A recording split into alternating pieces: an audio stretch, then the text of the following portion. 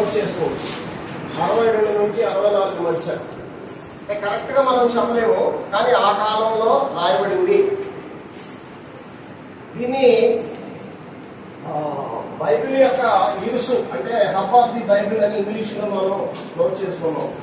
Hub of the Bible అంటే Bible యొక్క కేంద్రం ఇది, యూస్.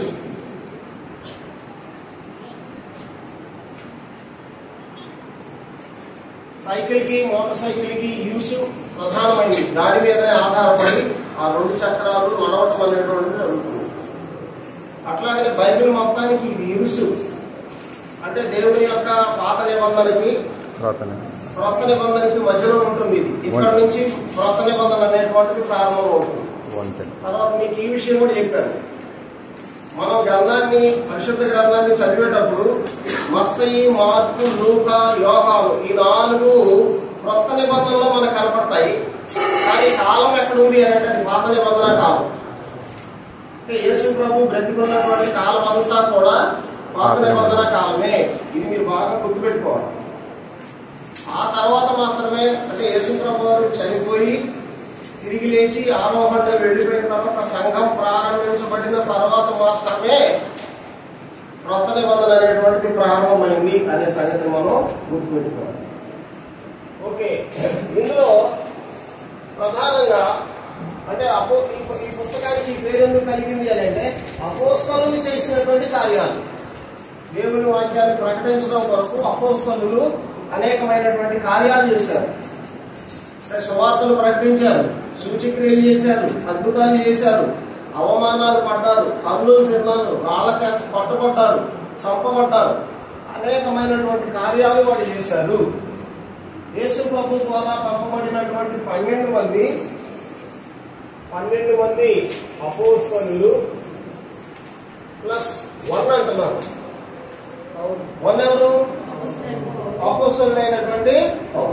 సరే, అది వేరే విషయం. మళ్ళీ ఆయన ఎలాగ అపోస్తలులు అయ్యారు అది నేర్చుకోవాలంటే వేరే విషయం. ఈ అపోస్తల కార్యాలు 1వ అధ్యాయం నుంచి 12 అధ్యాయాల వరకు పేతురు నాయకుడిగా మనకు కనిపిస్తాడు. అంటే పేతురు నాయకత్వంలో ఆ అధ్యాయాలు ముందుకు నడుస్తాయి. 1వ అధ్యాయం నుంచి 12 అధ్యాయాల వరకు పేతురు నాయకత్వం వహిస్తాడు, ముందు ఉంటాడు, సువార్త బోధిస్తాడు, మిగతా సహోదరులు ఆయన వెంబడిస్తారు.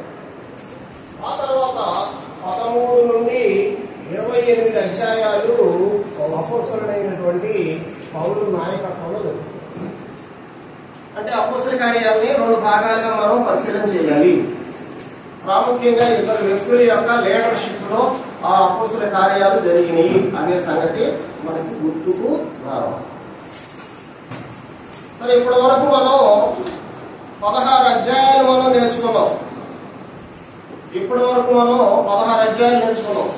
ఏ అధ్యాయంలో ఏం జరిగింది అనేటువంటిది మీకు వివరంగా చెప్తూ వచ్చాను.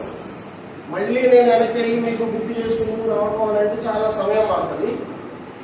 ఇప్పుడు మనం ఒకసారి 16వ అధ్యాయంలో ఏం జరిగిందో అక్కడ మాత్రం నేర్చుకొని ముందుకు వెళ్ళిపోదాం. గత క్లాసులో మనం ఏం నేర్చుకున్నాము అంటే అపోస్తల కార్యాలు 16వ అధ్యాయాన్ని నేర్చుకున్నాం. 16వ అధ్యాయంలో ఏమేమి సంగతులు ఉన్నాయి, ఏం జరిగినాయి అనేటువంటిది ఒకసారి టూకీగా మనం నేర్చుకున్నాం. అక్కడ ఏం జరిగింది అని అంటే తిమోతి అనబడినటువంటి శిష్యుడు పరిచయం చేయబడ్డాడు. తిమోతికి సంబంధించినటువంటి పరిచయం 16వ అధ్యాయంలోనే ఉంది. ఏ వచనాల మధ్య ఉందో చెప్పండి. అపోస్తల కార్యాలు 16వ అధ్యాయము 1 నుంచి 3 వచనాలు. 16వ అధ్యాయము 1 నుంచి 3 వచనాలు. ఆ తర్వాత మాసిదోనియా రావాలని అతనికి ఆహ్వానం అందుతుంది. మాసిదోనియా ప్రాంతానికి రావటం కొరకు పౌలుకి పిలుపు వస్తుంది. అంటే మాసిదోనియాకు ఆహ్వానించబడ్డాడు. మాసిదోనియా రావడం కొరకు ఆహ్వానం అందుతుంది. ఈ మాసిదోనియా అంటంతో మనకేం గుర్తుకు రావాలి అని అంటే ఒక పట్టణం పేరు గుర్తుకు రావాలి. ఆ పట్టణం ఏంటి? ఫిలిప్పీ పట్టణం అది మాసిదోనియా ప్రాంతంలో ఉంది. మాసిదోనియా అనేటువంటిది ఒక ప్రాంతం, అందులో అనేకమైనటువంటి ప్రాంతాలు నమోదు చేయబడ్డాయి. ప్రాముఖ్యంగా వీళ్ళు ఎక్కడికి వస్తారు అని అంటే ముందుగా ఫిలిప్పీకి రావడం అనేటువంటిది జరుగుతుంది. 16వ అధ్యాయంలో ఫిలిప్పికి వచ్చి ఆ రోమీల యొక్క ప్రవాస స్థానం అది. అక్కడ వాక్యాన్ని ప్రకటిస్తూ ఉన్నప్పుడు మరొక వ్యక్తి పరిచయం చేయబడుతుంది. ఆవిడ ఎవరు అని అంటే యూదియా కుటుంబము.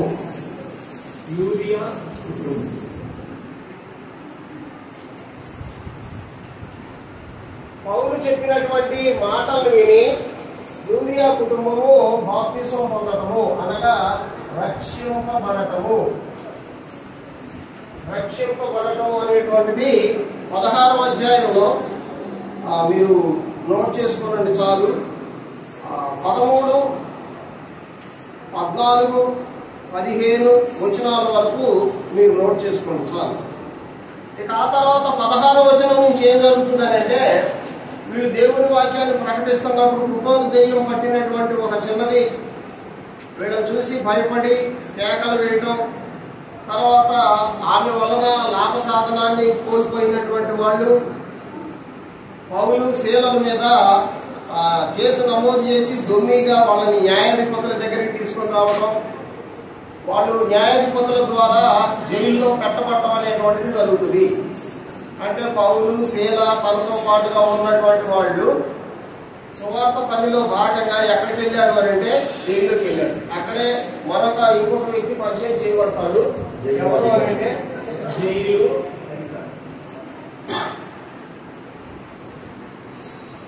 ఈ జైలు అధికారి కూడా ఆ రాత్రి జరిగినటువంటి కార్యాన్ని చూసి తాను కూడా తన కుటుంబంతో పాటుగా బాప్తిస్మము పొందడం అనేటువంటిది. యూదియా కుటుంబం రక్షించబడింది, జైలు అధికారి యొక్క కుటుంబం రక్షించబడింది. ఎక్కడ జరిగినటువంటి సంఘటనలు? ఈ ఫిలిప్పీలో జరిగినటువంటి సంఘటనలు. ఫిలిప్పీలకు రాయబడిన పత్రిక అని ఉంది కదా, ఫిలిప్పీలకు రాయబడిన పత్రిక. ఫిలిప్పీలు ఎవరు అంటే ఫిలిప్పీ పట్టణంలో ఉన్నటువంటి క్రైస్తవులు, అనగా క్రీస్తు ప్రభు సంఘంలో చేర్చబడినటువంటి వారు. ఎలా అక్కడ సంఘం ఎప్పుడు ఏర్పడింది, ఎలా ఏర్పడింది అంటే అపోస్తలుడైనటువంటి పౌలు 2వ సువార్త పరిచర్యలో ఏర్పడినటువంటి సంఘం అది. ఈ విషయాన్ని మళ్ళీ మీకు ఒకసారి జ్ఞాపకం చేస్తాను. పౌలు చేసిన సువార్త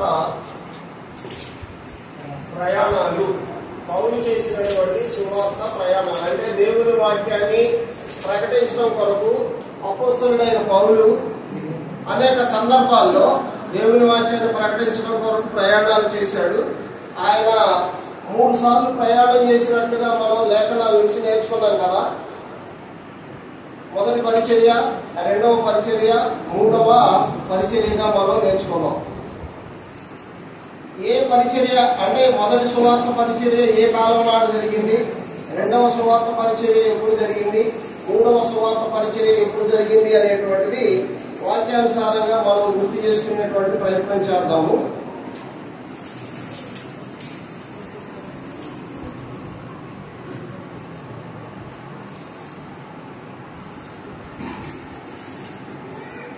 పౌలు చేసినటువంటి మొదటి సువార్త ప్రయాణము లేక పరిచర్య, మొదటి సువార్త ప్రయాణము అపోస్తలుల కార్యాలు ఎవరు చెప్తారు చెప్పండి? 13, 14 అధ్యాయం. ఇక ప్రింట్ అయిపోవాలి మనకు అంతే. అపోస్తలుల కార్యాలు 13, 14 అధ్యాయాలు అని అంటే పౌలు యొక్క మొదటి సువార్త ప్రయాణం. మొదటి సువార్త ప్రయాణంలో ఆయన అనేకమైనటువంటి ప్రాంతాలు తిరుగుతాడు కదా. ఏం ప్రాంతాలు తిరిగాడు అనేటువంటిది కూడా ఒకసారి మనం గుర్తు చేసుకుందాం. ముందు అంత్యోదయ వెళ్తాడు, ఇక్కడ నుంచి ప్రారంభం అవుతుంది అంత్యోదయ. మీకు స్క్రిప్చర్తో సహాయం అంటే ఇచ్చేస్తాను. అపోస్తలుల కార్యాలు 13వ అధ్యాయము 1 నుంచి 3 వచనాలు. ఆసక్తి కలిగిన రాసుకోండి, మీకు ఎక్కడ దొరకదు ఈ మెటీరియల్. బైబిల్లో అంత లోపలికి వెళ్ళి మనం చూడలేము, అలాగా మనకి తయారు చేసి ఇచ్చినటువంటి వాళ్ళు కూడా ఎవరు ఉండరు. ఇది బైబిల్ ట్రైనింగ్ లో నేర్చుకునేటువంటి వాళ్ళకి మాత్రమే బోధించబడేటువంటి ఒక సాధనం. సరే, మొదటి సువార్త ప్రయాణంలో వీళ్ళు ముందు అంత్యోకయ వెళ్తారు, రెండు సెలూకయ అనబడినటువంటి ప్రాంతానికి వెళ్తారు. సెలూకయ ఇదంతా మనం నేర్చుకొని ముందుకు వచ్చేసాం. అపోస్తలుల కార్యాలు 13వ అధ్యాయము 4వ వచనం. 4వ వచనంలో వాళ్ళు సెలూకయకి వస్తారు. తర్వాత 3 సలమి అనబడినటువంటి ప్రాంతానికి వస్తారు. సలమి కుక్కలో ఉంది, ఇది కుక్కలో ఉంది, కుక్కకి దగ్గరలో ఉందన్నమాట. అపోస్తలుల కార్యాలు 13వ అధ్యాయము 6 నుండి 12 వచనాలు. 6 నుండి 12 వచనాలు. తర్వాత పాపులోనే మరొక ప్రాంతం ఉంది, కుక్కలోనే మరొక ప్రాంతం ఉంది, దీన్ని పాపు అంటారు. పాపు ఇది కూడా కుక్కలోనే ఉంది. 13వ అధ్యాయము అపోస్తలుల కార్యాలు 13వ అధ్యాయము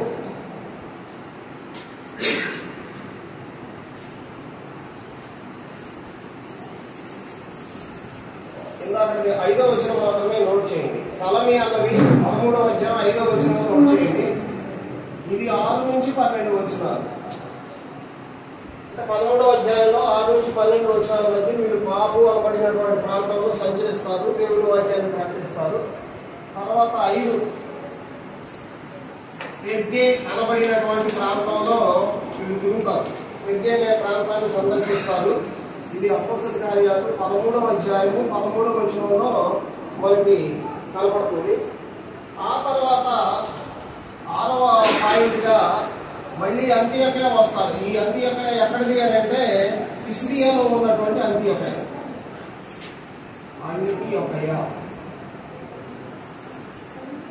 ఇది పిసిదియా అనబడినటువంటి ప్రాంతంలో ఉంది. అంత్యోకయలు 2 ఉన్నాయి. సిరియాలో ఉన్నటువంటి అంత్యోకయ 1, పిసిదియాలో ఉన్నటువంటి అంత్యోకయ 1. అపోస్తలుల కార్యాలు 13వ అధ్యాయము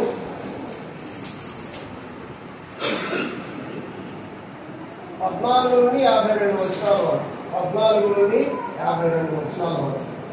ఇప్పటి వరకు 13వ అధ్యాయం అయిపోద్ది. ఇక ఆ తర్వాత వీళ్ళు 14వ అధ్యాయంలో అంటే 7వ పాయింట్గా మనం ఏం నేర్చుకుంటామంటే వీళ్ళు ఈకొనియా వస్తారు. ఈకొనియా 14వ అధ్యాయము అపోస్తలుల కార్యాలు 14వ అధ్యాయము 1 నుంచి 6 వచనాలు. తర్వాత లుస్త్రా వస్తారు. లుస్త్రా అనబడినటువంటి ప్రాంతానికి వస్తారు. లుస్త్రా 6 నుంచి 20 వచనాలు. 14వ అధ్యాయము 6 నుండి 20 వచనాలు. లుస్త్రా తర్వాత దెర్బేకి వస్తారు. దెర్బే అపోస్తలుల కార్యాలు 14వ అధ్యాయము 21వ వచనంలో వాళ్ళు దెర్బేలో సంచరిస్తారు. మళ్ళీ లుస్త్రాకు వస్తారు. 10వ పాయింట్ మళ్ళీ లుస్త్రాలోనికి వస్తారు. ఇవన్నీ ప్రాంతాలు. 14వ అధ్యాయము 22వ వచనం నుండి 23 వచనాల మధ్య వాళ్ళ ప్రాంతంలో తిరుగుతారు. తర్వాత 11వ పాయింట్గా మనం ఏం నేర్చుకుంటామంటే ఆ తర్వాత ఈకొనియా అనబడినటువంటి ప్రాంతానికి ఈకొనియా. ఈ లుస్త్రా, దెర్బే, ఈకొనియాలో కొన్ని సంఘటనలు జరుగుతాయి. అవి మనం ఆ వాక్య భాగాలు చూసినప్పుడు అందులో ఏం జరిగింది అనేటువంటి మనకి రాయబడుతుంది. ఇది 14వ అధ్యాయము 22-23 వచనాల మధ్య ఉంది.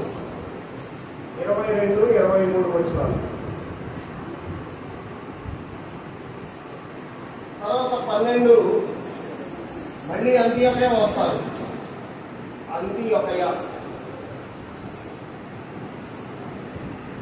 అంత్యోకయలో ఇది ఎక్కడిది అంటే పిసిదియా ప్రాంతంలోది. పిసిదియా ప్రాంతంలోని అంత్యోకయ వస్తారు. ఇది 14వ అధ్యాయంలోనే 22, 23 వచనాల మధ్య 22, 23 వచనాల మధ్య. తర్వాత పిసిదియా, పంఫూలియా ప్రాంతాల మీదుగా వెళ్తారు. పిసిదియా, పంఫూలియా ఈ ప్రాంతాల గుండా సంచరిస్తారు. 14వ అధ్యాయము 24వ వచనం. 14వ అధ్యాయము 24వ వచనం. ఆ తర్వాత పెర్గేకి వెళ్తారు. పెర్గేకి వెళ్తారు. 14వ అధ్యాయము 25వ వచనం. 14వ అధ్యాయము 25వ వచనం. తర్వాత 15 అత్తాలియా అనబడినటువంటి ప్రాంతానికి వస్తారు. అత్తాలియా 14వ అధ్యాయము 25వ వచనం. ఆ తర్వాత మళ్ళీ 16వ పాయింట్లో ఎక్కడికి వస్తారు అని అంటే అంత్యోకయ వస్తారు. అంత్యోకయ 14వ అధ్యాయము 26 నుండి 27. ఇది ఈ పౌలు చేసినటువంటి మొదటి సువార్త ప్రయాణం మీకు గుర్తుండాలి అంటే ఎన్ని గుర్తు లేకపోయినా ఒక పాయింట్ మాత్రం గుర్తుపెట్టుకోండి. ఏంటి ఆ పాయింట్ అని అంటే, ఇప్పుడు షటిల్ బస్సులు ఉంటాయి చూసారా, తిరువూరు అని బస్సు ఉంటుంది కదా, తిరువూరు షటిల్ సర్వీస్ అనమాట. అట్లాగనే ఇది కూడా అంత్యోకయ టు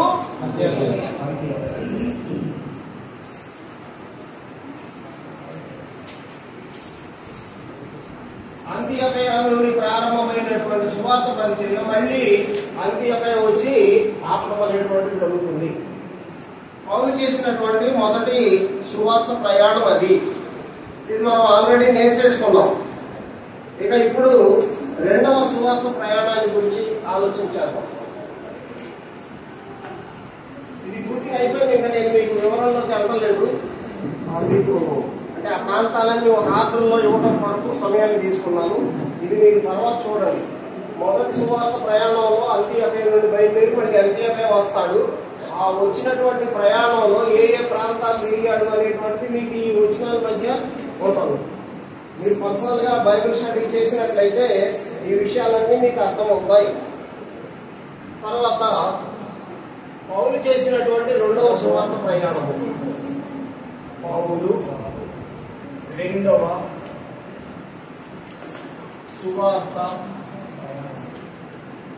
ప్రయాణం.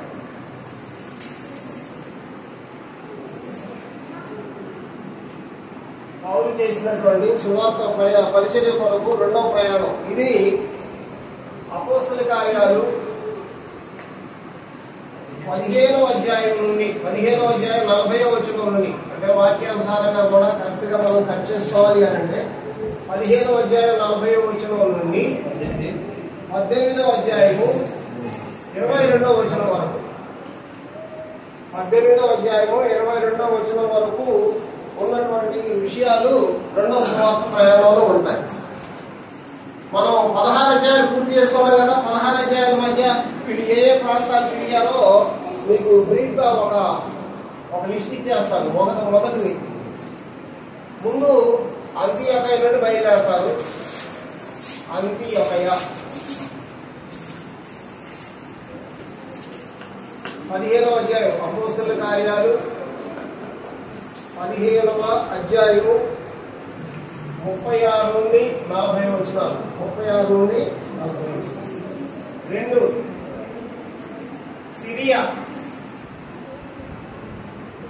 మరియు కిలికియా ప్రాంతాల గుండా వెళ్తారు. సిరియా, కిలికియా ప్రాంతాల గుండా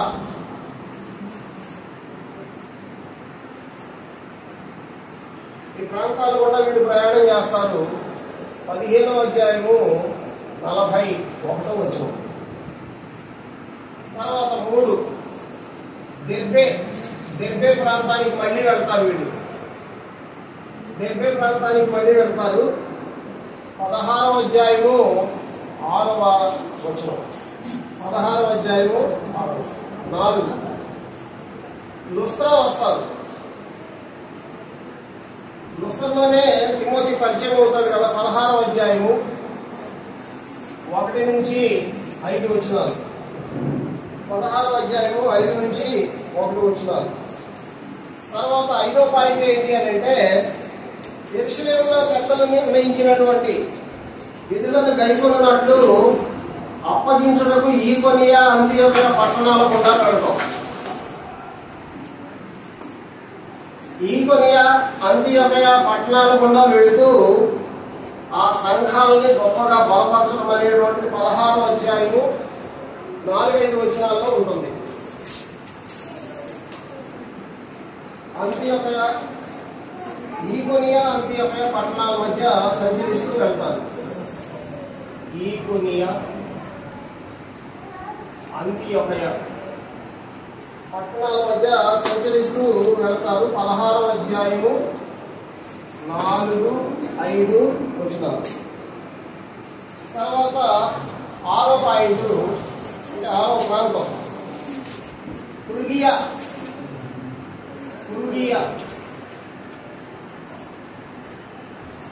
ఫ్రుగియా అనబడినటువంటి ప్రాంతం. తర్వాత గలతీ ప్రాంతాల గుండా వెళతారు. గలతీ ప్రాంతం గుండా వెళుతూ ఉండటం అనేటువంటిది 16వ అధ్యాయము 6వ వచనం. 16వ అధ్యాయము 6వ వచనం. తర్వాత ఇది గలతీయులకు రాయబడిన పత్రికలో కూడా మనకు దొరుకుతుంది. గలతీయులకు రాయబడిన పత్రిక 4వ అధ్యాయము 13 నుండి 15 వచనాల మధ్య. తర్వాత 1 కొరింథీ పత్రిక 16వ అధ్యాయము 1-2 వచనాల మధ్య కూడా ఫ్రుగియా గలతీ ప్రాంతాల మధ్య వాళ్ళు సంచరించినటువంటి ఈ విషయాలు వేరే పుస్తకాల్లో కూడా పత్రికల్లో అంటే గలతీ పత్రికలో 1 కొరింథీ పత్రికలో మనం చూస్తాము. తర్వాత ఆసియా ప్రాంతంలో వాళ్ళు వాక్యం ప్రకటించకూడదని ఆత్మచేత ప్రకటించబడి మాసియా గుండా బితూనియా వెళ్తారు. అయితే అక్కడ కూడా ఆటంకపరచబడటం అనేటువంటిది 16వ అధ్యాయము 6 నుంచి 8 వచనాల మధ్య. ఆత్మచేత ఆటంకపరచబడటం, ఆత్మచే ఆటంకపరచబడటం ఇది ఎక్కడుంది అని అంటే 16వ అధ్యాయం 11వ వచనంలో ఉంది. 16వ అధ్యాయం 6 నుంచి 16వ అధ్యాయము 6 నుండి 8 వచనాల మధ్య ఉంది. ఇక ఆ తర్వాత 8 సుమత్రాకి వెళ్తారు. సుమత్ర దీవిని సందర్శిస్తారు. ఆ దీవిలోకి వెళ్తారు. సుమత్ర అపోస్తలుల కార్యాలు 16వ అధ్యాయము 11వ వచనం. తర్వాత ఫిలిప్పీ పట్టణానికి వస్తారు. 9వ వచనం 9వ పాయింట్లో మనం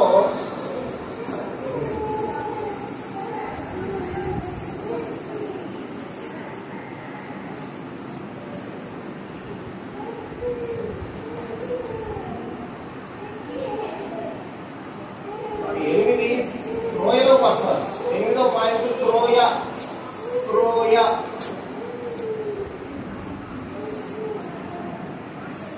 ఇది 8 నుంచి 10 వచనాలు. 16వ అధ్యాయము 8 నుండి 10 వచనాలు. త్రోయ ప్రాంతంలో తిరుగుతారు. తర్వాత 9ది సుమత్ర ప్రాంతంలో సందర్శిస్తారు. 16వ అధ్యాయము 11వ వచనంలో 10 నెయపొలి అనబడినటువంటి ప్రాంతాల్లో తిరుగుతారు. నెయపొలి ప్రాంతంలో సువార్త ప్రకటిస్తారు. 16వ అధ్యాయము 11వ వచనం. 16వ అధ్యాయం 11వ వచనం. తర్వాత 11 ఫిలిప్పీ పట్టణానికి వస్తారు. 11వ పాయింట్ ఎక్కడికి వస్తారు అని అంటే ఫిలిప్పీ పట్టణానికి వస్తారు. ఫిలిప్పీ పట్టణంలో 16వ అధ్యాయం 12 నుండి 40 వచనాల మధ్య ఆ ప్రాంతంలోనే తిరుగుతారు. తర్వాత అక్కడతో 16వ అధ్యాయం అయిపోయింది. ఇక్కడ వరకు 16వ అధ్యాయం వరకు మనం నేర్చుకున్నాం కాబట్టి ఇక ఆ తర్వాత 17వ అధ్యాయంలో ఏం జరిగింది అనేటువంటిది మనం నేర్చుకొని అది అయిపోయిన తర్వాత ఏ ఏ ప్రాంతాలు తిరిగారనేటువంటిది బ్రీఫ్గా మీకు చెప్పేటువంటి ప్రయత్నం చేస్తాం. 16వ అధ్యాయాన్ని ముగించుకొని 17వ అధ్యాయం దగ్గరకు వద్దాం. చూడండి.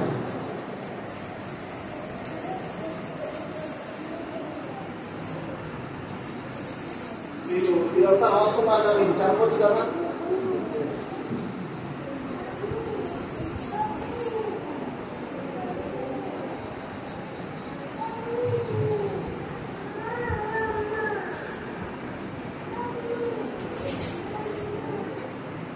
అపోస్తల కార్యాలు 17వ అధ్యాయం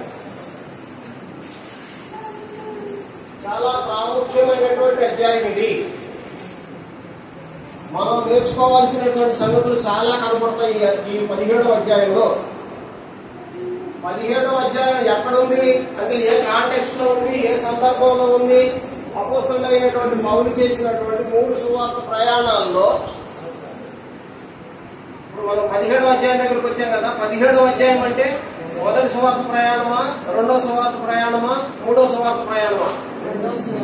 రెండవ సువార్త ప్రయాణం. రెండవ సువార్త ప్రయాణం 16వ అధ్యాయం ఫిలిప్పీ పట్టణంతో అయిపోయింది. అయిపోయిన తర్వాత వీళ్ళు ఎక్కడికి వస్తారు? 17వ అధ్యాయం చూడండి. వారు అంఫిపొలి పట్టణంలోని అపోలోనియా పట్టణముల మీదుగా తెస్సలోనిక వచ్చింది. ముందు ఈ 17వ అధ్యాయంలో ఒక 3 ప్రాంతాల గురించి చెప్తాను. వీళ్ళు ఫస్ట్ ఎక్కడికి వస్తారు అని అంటే తెస్సలోనిక పట్టణానికి వస్తారు. తెస్సలోనిక అనబడినటువంటి ఎక్కడన్నా విన్నట్టుందా మీకు ఈ మాట? తెస్సలోనిక అనబడినటువంటి మాట అమ్మ లేడీస్ చెప్పాలి. ఎవరైనా ఎప్పుడైనా విన్నారా తెస్సలోనిక అనే మాట? ఎవరైనా చెప్తే బాగుంది. మేము ఎప్పుడు వినలేదండి అంటున్నారా? వింటే ఎక్కడ విన్నారు? సమాధానం కావాలి కదా. తప్పైనా రైట్ అని చెప్పండి. ఎక్కడ విన్నారు? బైబిల్లో కొత్త నిబంధనలో మనకున్నటువంటి పత్రికల భాగంలో తెస్సలోనిక మొదటి పత్రిక, తెస్సలోనిక రెండవ పత్రిక ఉంది కదా. మొదటి పత్రిక 4వ అధ్యాయం దాదాపు అందరికీ కంఠస్థ వాక్యం. అది చనిపోయినప్పుడు మనం ఏం చదువుకుంటాం? ఈ మాటల చేత ఒకరి ఒకరు మీరు ఆదరించుకోవాలని ఉంటుంది కదా. అది మొదటి తెస్సలోనిక పత్రికలోనే ఉంది. క్రీస్తు రెండవ రాకడ గురించి, క్రైస్తవ నిరీక్షణ గురించి తెస్సలోనిక పట్టణంలోనే ఉంది. ఇప్పుడు తెస్సలోనిక ద్వారా సువార్త మొరోగేను అనేటువంటిది ఉంటుంది కదా. అంటే ఆ ప్రాంతానికి వచ్చాడు అపోస్తలుడైనటువంటి పౌలు. మొట్టమొదటి 17వ అధ్యాయంలో తెస్సలోనిక అనబడినటువంటి పట్టణానికి రావటం అనేటువంటిది జరుగుతుంది. ఇక ఆ తర్వాత రెండవది ఎక్కడికి వస్తాడు అని అంటే బెరయ అనబడినటువంటి పట్టణం దగ్గరకు వస్తాడు. బెరయ అనబడినటువంటి పట్టణం దగ్గరకు వస్తాడు. మూడవదిగా ఏథెన్స్ పట్టణాన్ని సందర్శిస్తాడు. ఏథెన్స్ గ్రీస్ దేశంలో ఉన్నటువంటి ఏథెన్స్ పట్టణానికి వస్తాడు. 17వ అధ్యాయంలో ప్రాముఖ్యంగా ఆయన 3 ప్రాంతాలు దర్శించాడు. అందులో సబ్ ప్లేసెస్ అంటే ఉప ప్రాంతాలు ఎక్కడెక్కడ తిరిగారు అనేటువంటిది తర్వాత ఆలోచిద్దాం. కానీ ప్రాముఖ్యంగా 3 పట్టణాలను ఆయన దర్శించాడు. 1 తెస్సలోనిక పట్టణం, 2 బెరయ పట్టణం, 3 ఏథెన్స్ పట్టణాన్ని ఆయన దర్శించడం అనేటువంటిది జరుగుతుంది. మళ్ళీ చదువుతున్నాను 17వ అధ్యాయము. ఇప్పుడు వీళ్ళు ఏ ప్రాంతంలో ఉన్నారనేటువంటిది మనకు గుర్తు రావాలి. 16వ అధ్యాయం ఏ ప్రాంతానికి వచ్చాడు? ఫిలిప్పీ ఏ ప్రాంతంలో ఉంది? మాసిదోనియా ప్రాంతం. అంటే తెస్సలోనిక కూడా మాసిదోనియా ప్రాంతంలోనే ఉంది. వారు అంఫిపొలి అపోలోనియా పట్టణముల మీదుగా వెళ్ళి తెస్సలోనికకు వచ్చింది. ఇక్కడ వారు అన్నాడు కదా,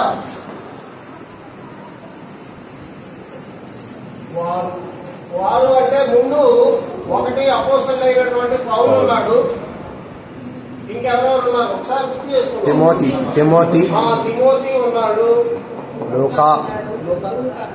ముందు అసలు తిమోతిగా పౌలుతో పాటు ముందు ఎవరి పేరు రావాలి? పౌలు, శీల, తిమోతి, లూకా, రచయిత అయినటువంటి లూకా ఉన్నాడు. ఎలా మనం చెప్తున్నాము అంటే ఈ 17వ వచనంలో ఏమన్నాడు అని అంటే, వారు అంఫిఫొలి అపోల్లోనియా పట్టణముల మీదుగా తెస్సలోనికకు వచ్చిరి. అక్కడ యూదుల సమాజ మందిరం ఒకటి ఉండేను. తెస్సలోనిక పట్టణంలో వీళ్ళు ఎక్కడికి వచ్చారు అని అంటే యూదుల సమాజ మందిరం.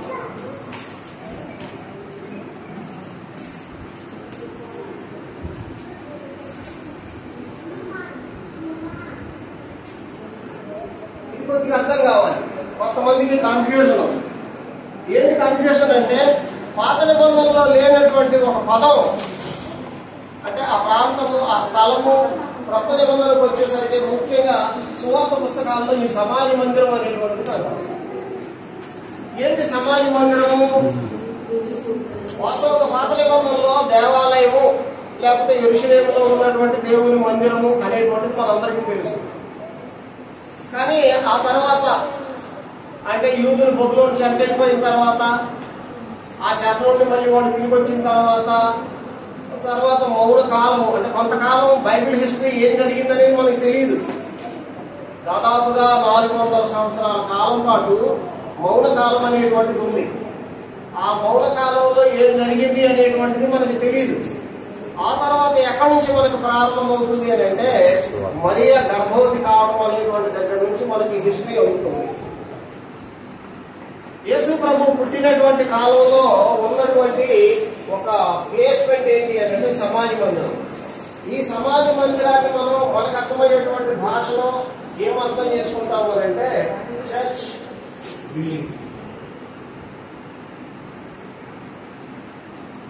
ఎక్కడైతే మనం దేవుని ఆరాధన కొరకు దైవ కార్యక్రమాల నిమిత్తం మనం కూడుకుంటామో దాన్ని మనం ఏమంటామంటే చర్చ్ బిల్డింగ్ అంటాం. కానీ యేసు ప్రభు పుట్టిన కాలంలో ఉన్నటువంటి యూదులు సమాజ మందిరాలు అనేటువంటి వాడు. ఇంతకుమించి వేరే మనకి లోతైనటువంటి అవగాహన పెద్దగా అవసరమే లేదు. దాని గురించి మళ్ళీ మనం వేరేగా ఆలోచన చేయవలసినటువంటి భావం ఏమీ లేదు. ఇందులో యూదులు ధర్మశాస్త్రాన్ని గురించి వినడానికి, నేర్చుకోవడానికి, ధ్యానించడానికి సమాజ మందిరాల్లోకి వెళ్ళేవాడు. ఆ సమాజ మందిరాల్లో వీళ్ళకి ధర్మశాస్త్రము బోధించబడేది. ధర్మశాస్త్ర ప్రజలు అక్కడ ఉండేటువంటివి. కాబట్టి ఆ వాడుక చొప్పునే యేసు ప్రభు వారు కూడా సమాజ మందిరాలకు వెళుతూ ఉండేవాడు. సరే, యేసు ప్రభు వారు చనిపోయాడు, ఆరోహణ అయ్యాడు, తిరిగి వెళ్ళిపోయాడు, సంఘం ప్రారంభించబడింది, అపోస్తలులు పరిచయం చేస్తూ వస్తున్నారు. అపోస్తలుడైనటువంటి పౌలు కూడా ధర్మశాస్త్రాన్ని బాగా నేర్చుకున్నటువంటి వాడు. మనం కొద్దిగా ముందుకు వెళ్తే గమలీయేలు గురించి పరిచయం జరుగుతుంది మనకి. ఆ గమలీయేలు ధర్మశాస్త్రం వద్ద నిష్ఠాగరిష్ఠుడైనటువంటి గమలీయేలు పాదముల దగ్గర నేర్చుకున్నాడు. మన పిల్లలు సండే స్కూల్లో చిన్నప్పటి నుంచి దేవుని వాక్యాన్ని ఎలాగైతే నేర్చుకుంటున్నారో, అపోస్తలుడైన పౌలు కూడా ధర్మశాస్త్రాన్ని చిన్నతనం నుంచే నేర్చుకుంటూ వస్తున్నటువంటి వాడు. అలాంటి వ్యక్తి యేసుక్రీస్తుని ఎవరో తెలుసుకున్నాడు. ధర్మశాస్త్రం ఎదురు చూస్తున్నటువంటి మెస్సయ్య ఈయనే రక్షకుడు, ఈయనే దేవుని కుమారుడు అనే సంగతిని తెలుసుకొని క్రైస్తవుడు అయ్యాడు. కాబట్టి ఇప్పుడు ఆ వాక్యాన్ని ఈయన ప్రకటిస్తూ తిరుగుతున్నాడు. దేవుని భయం కలిగినటువంటి వాళ్ళు, దేవుని యందు భయభక్తులు కలిగినటువంటి వాళ్ళు ఎక్కడ కూడుకుంటారు అంటే సమాజ మందిరాలు కూడుకుంటారు. ఒక వ్యక్తి దగ్గరికి వెళ్తే, ఒక ఇంటికి వెళ్తే నేను ఒక వ్యక్తిని మాత్రమే పరిచయం చేసుకుంటాను. కానీ ఒక సమాజ మందిరం దగ్గరికి వెళ్తే అక్కడ సమూహాన్ని మనం పరిచయం చేసుకుంటాం. అంతే కదా. ఎవరికన్నా నేను వాక్యం చెప్పాలని ఇంటికి వెళ్ళాలనుకోండి, ఆ ఇంట్లో ఒక వ్యక్తులు 2 వ్యక్తులు నాకు పరిచయం అవుతారు. కానీ అదే చర్చ్ బిల్డింగ్కి వెళ్ళామనుకోండి, చర్చ్ బిల్డింగ్కి వెళ్తే అక్కడ మన సమూహమే పరిచయం. అపోస్తలుడైనటువంటి పౌలు చేసినటువంటి సువార్త పరిచర్యలో ఆయనకున్నటువంటి ఒక పని విధానం ఏంటి అని అంటే, ఎక్కడ సమాజ మందిరాలు ఉంటే అక్కడికి వెళ్ళిపోయాడు ఆయన. ఇంకా ముందు రోజుల్లో మనం ఆ ముందు అధ్యాయాల్లో మనం మరి వివరంగా తెలుసుకుంటాము. ఇప్పుడు ఎక్కడికి వచ్చాడు? తెస్సలోనిక పట్టణానికి వచ్చాడు. రావడంతో ఎక్కడికి వెళ్ళాడు అని అంటే యూదుల సమాజ మందిరం ఒకటి ఉండేను కనుక చూడండి 2వ వచనం. పౌలు తన వాడుక చొప్పున, అది పౌలుకు ఉన్నటువంటి వాడుక. పౌలుకు ఉన్నటువంటి వాడుక. వాడుక అంటే ఏంటండి? అలవాటు. అలవాటు. ఒక క్రైస్తవుడైన వాడు ఆదివారం నాడు ఒకవేళ ఇక్కడ ఉండలేకపోవచ్చు, అంటే వేరే పని తప్పనిసరి అయినటువంటి పని నిమిత్తం వేరే ఎక్కడికైనా వెళ్ళవచ్చు. కానీ అతనికి ఏమి వాడుకుండాలి అని అంటే ఈరోజు ఆదివారం, ఈరోజు నేను ఆరాధనలో ఉండాలి కాబట్టి ఇక్కడ నాకు సంఘం ఉందా లేదా అనేటువంటి దాన్ని మనం వెతుక్కోవాలి. అది మనకి వాడుకగా ఉండాలి. ఎక్కడికి వెళ్ళినా కూడా ప్రార్థన చేసుకోవడం అనేటువంటిది మనం వాడుకగా ఉండాలి. అఫ్కోర్స్ మనం రిలేటివ్స్ ఇంటికి వెళ్ళామనుకోండి, వాడి వాక్యం తెలియనటువంటి వాళ్ళే అనుకోండి, కానీ మనం ప్రార్థన చేసుకునే భోజనం చేయాలి, ప్రార్థన చేసుకునే ప్రయాణం చేయాలి, ప్రార్థన చేసుకునే పడుకోవాలి. ఏది చేసినా కూడా మనకున్నటువంటి వాడుకను మనం మర్చిపోకూడదు. పౌలుకున్నటువంటి వాడికి ఏంటంటే, ఆయనకున్నటువంటి అలవాటు ఏంటంటే సమాజ మందిరాల దగ్గరికి వెళ్ళడం అలవాటు. ఎందుకంటే అక్కడ భక్తి కలిగినటువంటి వాళ్ళు వస్తూ ఉంటారు, వాళ్ళకి వాక్యాన్ని చెప్పవచ్చు. ఏం చెప్పబోతాడో చూడండి 3వ వచనం. తనకున్నటువంటి వాడుక చొప్పున సమాజపు వారి వద్దకు వెళ్ళి క్రీస్తు శ్రమపడి మృతులలో నుండి లేవచుట ఆవశ్యకమనియు నేను ప్రచురం చేయు యేసే క్రీస్తు అయి ఉన్నాడని లేఖనములలో నుండి దృష్టాంతములను నెత్తి విప్పి చెప్పుచు వారితో 3 విశ్రాంతి దినములు అర్పించుచుండెను. అక్కడ ఉన్నటువంటి యూదులతో 3 విశ్రాంతి దినాలు, 3 విశ్రాంతి దినములు తర్కిస్తూ ఉన్నాడు. ఏ విషయంలో తర్కిస్తున్నాడు మళ్ళీ మనం కూడా ఆలోచన చేద్దాం. యేసే క్రీస్తు అంటే ధర్మశాస్త్రంలో ఏదైతే రాయబడిందో అది మళ్ళీ చెప్తాం, చూడండి. క్రీస్తు శ్రమపడి మృతులలో నుండి లేచుట ఆవశ్యకమనియు నేను మీకు ప్రచురం చేయు యేసే క్రీస్తు అయి ఉన్నాడనియు లేఖనములలో నుండి దృష్టాంతములను ఎత్తి చెప్పుచు వారితో 3 దినములు అర్పించుతుంది. యేసే క్రీస్తు, యేసే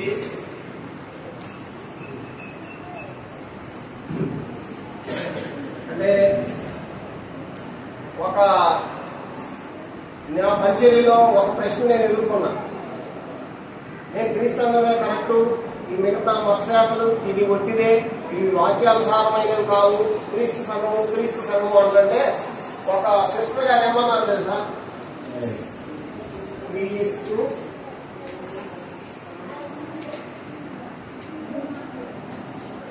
ఇదే చెప్పింది. క్రీస్తు సంఘమే కరెక్ట్ అంటారు, యేసుని ఏం చేశారు అని అడిగిందారు. మీరు యేసుని కత్తిరేశారు, యేసుని ఏం చేశారు? యేసుని తీసేసి క్రీస్తు సంఘమే అంటున్నారు కదా అంటే అమ్మాయికి వాక్యం అర్థమైందా అర్థం కాలేదా? మనం కూడా కొద్దిగా ధైర్యం అనమాట, మనం కూడా కొద్దిగా అర్థం చేసుకోవాల్సిన అవసరం ఉంది. సంఘ ప్రారంభ దినాన అపోస్తలుడైన పేతురు ఏ విషయాన్ని ప్రకటించాడో తెలుసు? ఫైనల్ గా అపోస్తల కార్యాలు 2వ అధ్యాయం 36 చదవండి. అపోస్తల కార్యాలు 2వ అధ్యాయం 36 వచనం. మీరు సిలువ వేసిన ఈ యేసునే దేవుడు ప్రభువుగాను క్రీస్తుగాను యేసునే క్రీస్తుగా నియమించాడు. యేసునే క్రీస్తుగా నియమించాడు. అంటే యూదులు ఎవరి కొరకైతే ఎదురు చూస్తున్నారో ఆ మెస్సయ్య ఈయనే అనే సంగతిని అక్కడ చెప్పేశాడు. అదే విషయం మళ్ళీ అపోస్తలుడైన పౌలు కూడా తెస్సలోనిక పట్టణంలో అక్కడ ఉన్నటువంటి యూదులతో 3 విశ్రాంతి దినములు వాళ్ళతో తర్కిస్తూ ఉన్నాడు. అంటే 3 వారాల పాటు. విశ్రాంతి దినం అంటే వారానికి ఒకసారి వస్తుంది. దాదాపుగా 3 వారాల పాటు వాళ్ళతో చర్చిస్తూ ఉన్నాడు. ఏమని చర్చిస్తూ ఉన్నాడు అంటే యేసే క్రీస్తు ఉన్నాడు. ఎవరి కొరకైతే ఆ యూదులు ఎదురు చూస్తున్నారో, ధర్మశాస్త్రం ఎదురు చూస్తూ ఉందో ఆయన ఈయన అనే సంగతిని చక్కగా తగ్గిస్తూ ఉన్నాడు. వారిలో 4వ వచనం, వారిలో కొందరు భక్తిపరులకు గ్రీసు దేశస్తుల్లో చాలా మంది ఘనత గల స్త్రీలలో అనేకులు ఒప్పుకొని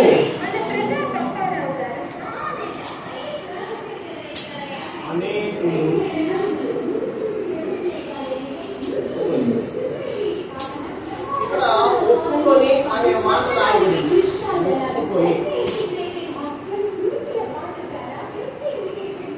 ఒప్పుకొని అనే మాటకి అర్థమేంటి? అంగీకరించి. అవునయ్యా, నువ్వు మాట కరెక్ట్. ఒప్పుకొని అంటే తల ఊపడమే కదా. ఒప్పుకొని అంటే తల ఊపడమేనా? ఒప్పుకొని అనే మాట అర్థమేంటి? ఒక మానవుడు రక్షణ పొందే విధానంలో దేవుడు నియమించినటువంటి ప్రణాళిక ఏంటి అని అంటే, 1 దేవుని యొక్క వాక్యాన్ని వినడం, 2 విశ్వసించడం, 3 మారు మనసు పొందడం, 4 ఒప్పుకోవడం,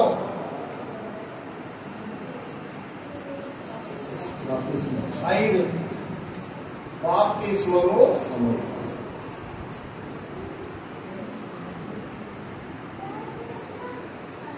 ఒక వ్యక్తి దేవుని వాక్యాన్ని విన్నాడు అంటే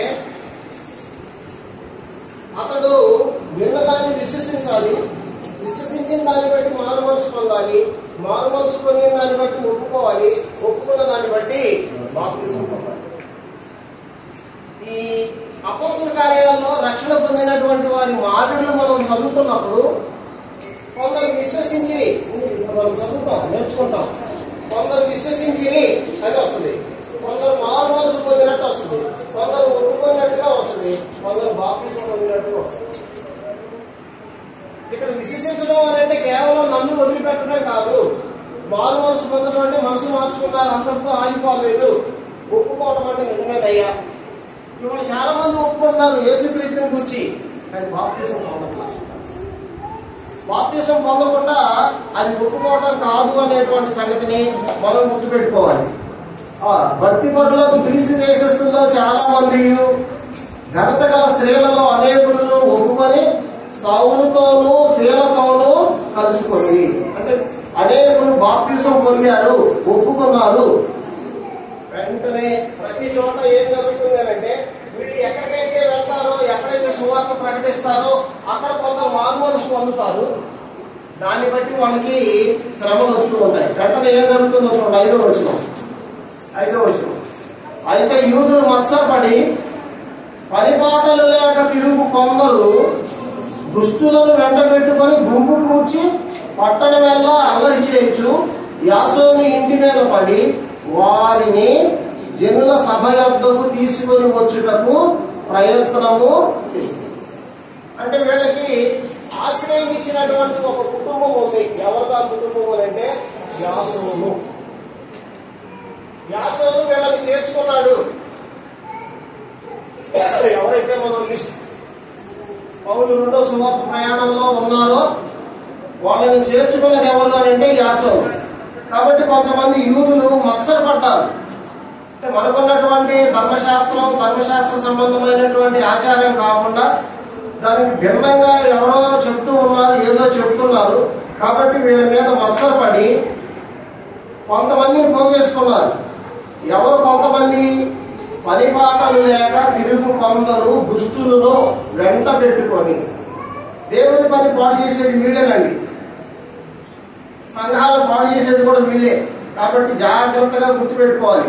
పని పాటలు లేకుండా ఖాళీగా ఉండేటువంటి వాళ్ళ ద్వారా కుటుంబాలు పాడవుతాయి, సంఘాలు కూడా పాడవుతాయి. ఎందుకంటే వాళ్ళకి ఏ పని లేదు. కాబట్టి దేవుని పనిని పాడు చేసేటువంటి ప్రమాదం ఉంది. అలాంటి వాళ్ళు గుంపు కూర్చి పట్టణం వల్ల అల్లరి చేయొచ్చు. ఏ పట్టణం?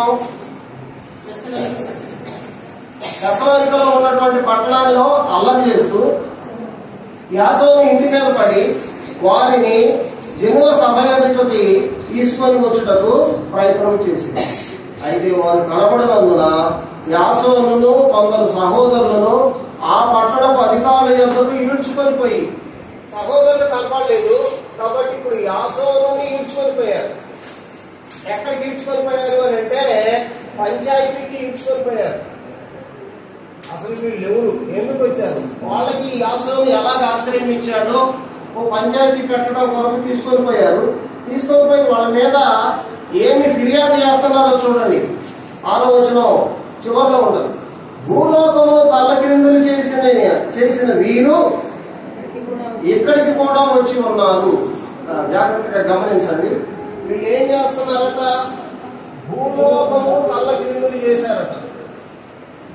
భూలోకమును తల్లకిందులు చేసిన వీరు అంటే వీళ్ళ మాటలు బట్టి భూలోకాన్నే తలకిందులు చేశారు.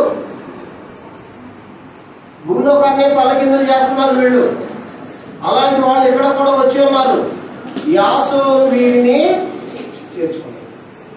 యాసోను ఎందుకు పట్టుకొచ్చారంటే ఇందులో కొంతమందికి ఆశ్రయం ఇచ్చాడు. ఆ ఆశ్రయం ఏర్పడినటువంటి వాళ్ళు భూలోకాన్నే తలకిందులు చేసినటువంటి వాళ్ళు. వీరు యేసు అని వేరొక రాజు ఉన్నాడని చెప్పి కంప్లైంట్ ఏంటంటే వీళ్ళు ఏం చెప్తున్నారు అంటే యేసునే క్రీస్తుగా ప్రకటించాడని చెప్తున్నారు కదా. యేసు అని వేరొక రాజు ఉన్నాడు.